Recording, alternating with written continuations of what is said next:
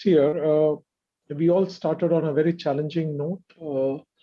The infection and the lockdown restrictions, everything impacted all the businesses equally, some more, some less, but everyone were impacted unexpectedly. And all HR leaders had to really rise up to the challenge and deal with a whole host of people-related challenges, right from making sure that they are safe and people are able to work from anywhere, wherever they are, and are be able to deliver, are able to be at their productive best. So it was a very challenging note we started last year. And just as the dust is settling down and it appears that we are out of the second wave, uh, now we all are again back to looking at various opportunities and challenges that await us. I start about whether we call it dust or whether this is the pre-COVID levels or new levels, whatever we call it. If we go 15, 16 months ago, I think I still remember that one fateful day, 23rd or 22nd of March, when everything literally went into lockdown.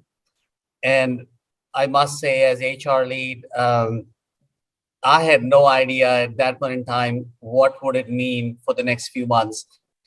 Partly because some of us actually thought we were in for a short-term situation. Some of us assumed it to be a little medium-term, and short could be 3 months, medium-term could be a few more months more than that. And now where we are is it's almost 15 months over, and I must still say there is no ways for any one of us to do a crystal gaze. So more than whether the business has come back to the revival or not, I must say the business has really continued for us. So barring the first month when we were all trying to figure it out, I can say for my company that we went to the campuses within 2 months of lockdown.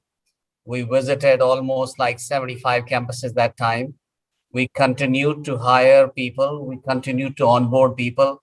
So I guess at some level, we have learned to conduct our business with all the newness out there today. So many of the things Lokendra said, and I want to tell you my own share of experience when we went to work from remotely or work from home back in March 2020. I think to us it was like fish taking to water, because we had a policy in Mindtree where people could work from home or work remotely for 6 days a month. So the basic infrastructure that people had was already there, because they were all used to working from home for 6 working days in a month out of 22 working days, let's assume. Second thing is, but that infrastructure that they had was not sufficient for a long-term working from remotely, because you could do probably without a proper table, without a proper ergonomically comfortable chair. But when this whole thing started to get extended, people started feeling uncomfortable to work from home because they didn't have the right table and the chair to work.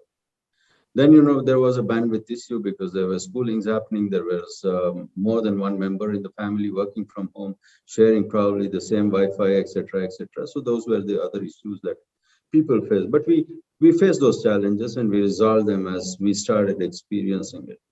I think one of the mistakes that we did, and probably many did also, and some may confess, some may not confess, is that we thought that the business is going to be muted. So we started cutting off some of the additional expenses we had in terms of, a bloated talent acquisition team, for example, right? There were lots of people on contract, which we let go the contract before it peaked and before it became a rule that we should not be laying off people or not be canceling the contracts and stuff like that. So all these extra mass was cut off. We were also into the business of travel and hospitality, which is one of our very big, large industry verticals. And you all know that it sort of plummeted as soon as the pandemic broke. However, fortunately for us, the other verticals that we are in grew as fast as this particular vertical plummeted.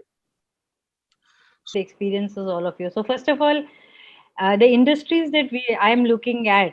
So one is into food and agrotech, and also into cement earlier, and also into art. So a lot of these paper. So the thing is, some industries have actually had a great advantage. So for example, anything which was FMCG related, it's an essential commodity.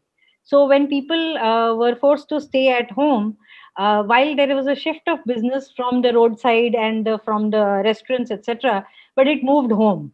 So therefore, consumption continued to remain stable, or it even went up. And we had a very good year last year.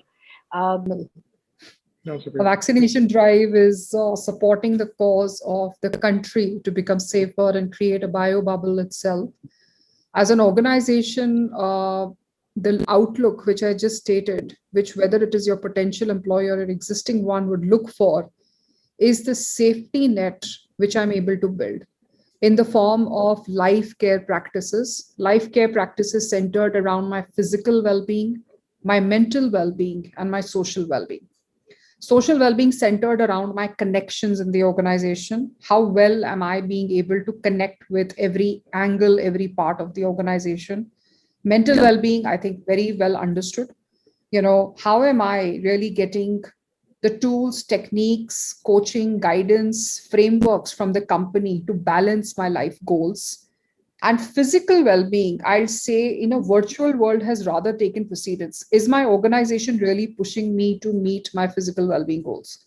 So in a summary, employees are looking in for these retention hooks, as employers out there are looking at getting fresh talent on board or even safeguarding their existing ones.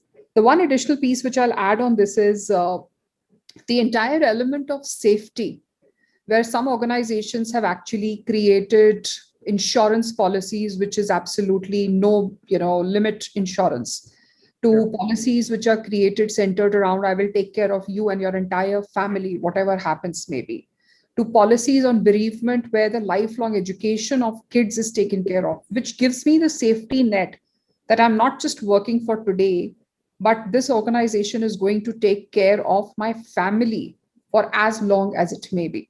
So that is going to be my outlook as an employer.